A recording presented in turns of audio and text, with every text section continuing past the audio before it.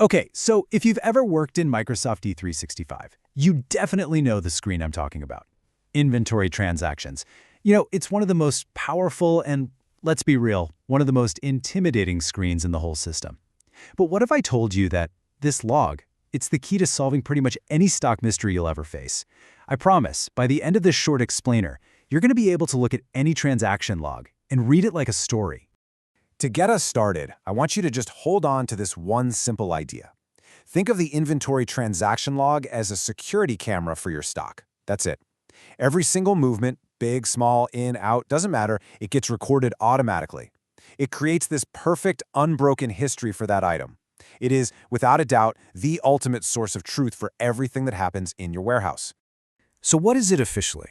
Well, an inventory transaction is really just a record. It's a single line in a log that D365 creates every single time your inventory balance changes. And that means anything. Stock coming in from a purchase order? Yep. Going out on a sales order? You bet. Getting moved between warehouses or even just adjusted during a cycle count. If it happens to your inventory, it gets a line item right here. Okay, so that's the what. But where in the world do you actually find this thing? Now, there are a few ways to get to it, but let's walk through the most common path, starting from a specific item you want to investigate. All right, let's actually click through it together. You're going to start in Product Information Management, then head over to Released Products, and just pick the item you're curious about. From there, you'll look up at the Action pane at the top, click on Manage Inventory, and finally, Transactions.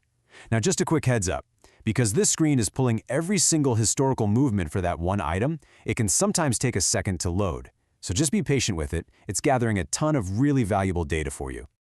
So, you've found the log, you've clicked on it, and whoa! It's a wall of data, right? It can look like a total mess at first glance. But here's the secret. You don't need to understand every single column to get the full story. We're just going to focus on the essentials, the key columns that tell you pretty much everything you need to know. And that really is the key. This isn't about memorizing dozens of different fields. Not at all. It's about learning to see the pattern. Once you know where to look, all this data, it starts to tell a very clear story. So let's zero in on the columns that matter the most. Here they are, the 6 columns that form the core of every single transaction story. First, you've got item number, which is just what product are we talking about? Simple. Quantity is how many. Physical date is when it physically happened. And then we get to the good stuff. Reference tells you why this transaction even exists. Was it a sale, a purchase, account?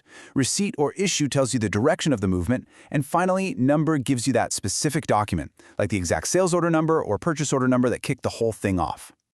All right, now that we know the key players, those main columns, let's put it all together into one simple, really powerful idea. This is the mental model that's going to make this entire screen just click for you. So after all that detail, what's the one thing you need to remember to make sense of this screen every single time you open it? How can we boil this all down into something easy? It's this. This is the golden rule. Every single line you see on that screen can be understood by asking 2 simple questions. What was the cause and what was the direction? That's it.